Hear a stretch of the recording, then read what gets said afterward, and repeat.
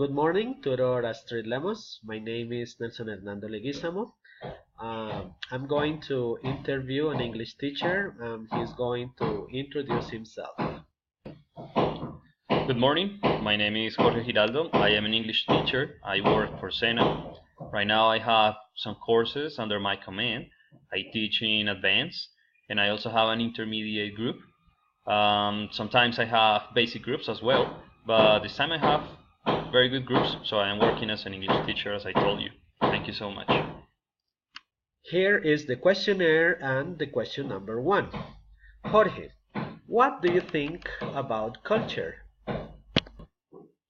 Well, I believe that culture is the result of learning.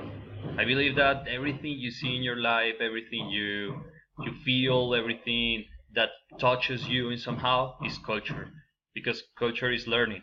It's related to the different aspects and situations you can face in your life since you are a kid and through all your childhood, your when you are a teenager, when you are an adult. So you are continuing learning all the time. So it means that culture is evolving all the time. That's my opinion. Okay, Jorge, very accurate answer. Now let's go to question number 2, and it reads, what is the influence of culture in the process of a foreign language learning? As I mentioned it, culture is related to learning. So it means that different aspects come to our lives and they shape us in somehow. So I believe that if the culture and the things you see when you are a kid and when you are a teenager are very related to aspects of another language, it means that you are going to be very influenced by these aspects to learn, you know. For example, I know some people that have been influenced by the American culture all the time because they used to listen to rock or pop music. And these people really like to learn English. So I believe that culture can influence a lot what a person can do when that person is learning English. That's what I believe. Okay, that's an interesting answer you gave me, Jorge. Now let's go with question number 3, and it reads, how do you involve culture in the strategies you use in your English classes? Give real examples. Well, I involve culture trying to have real situation activities. So it means that when you use real material, for example, videos, and these videos have to be videos from American culture or British culture or maybe from an English speaking country culture, in those moments you can see how things are different, you know, in comparison to Colombian culture, for example. So students can start understanding different aspects that are different in both cultures.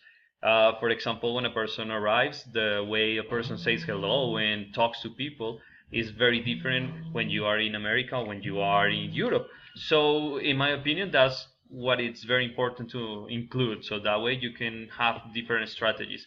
Also, you can have people from another country maybe talking to your students, and that way you can show them the culture of those people, you know, from America or from Europe. Wise answer, Jorge. Well, now let's move on to question number 4.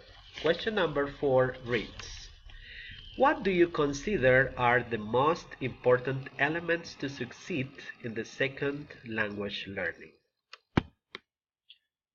Well, there are many important elements when it comes to be successful in learning a second language. So, in my opinion, a person should be very constant, should have the will to learn, should be very persistent. This person should have opportunities to practice because it's very difficult in some cities in Colombia, you know.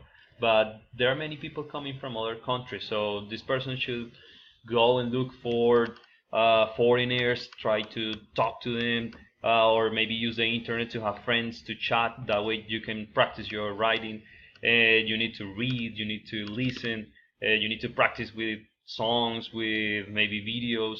So I think those factors can help a lot if you want to improve your English, and that's the way I believe it should be. And Okay, I do agree with these answers, my friend Jorge. Now let's move on with question number 5, and it reads, Jorge, what is your opinion about using slangs when communicating with other people? Well, I believe that slangs are completely important. Sometimes in some classes, teachers try to avoid using slangs because they believe students should not be exposed to this kind of words and expressions because they are not maybe using in when you are writing a formal letter.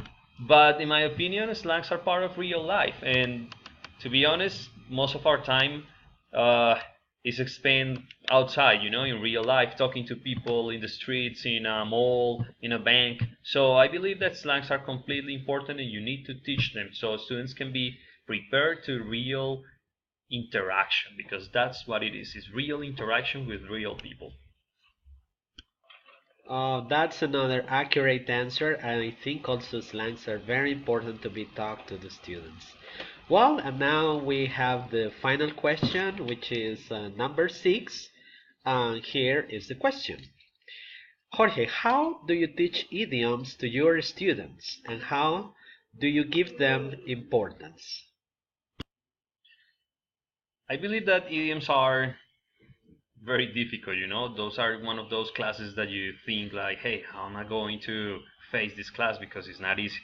So what I try to do is to explain my students that the same way they use some expressions that are very like common here in our country, there are some other expressions that are common in other countries, but that we need to learn in a different form.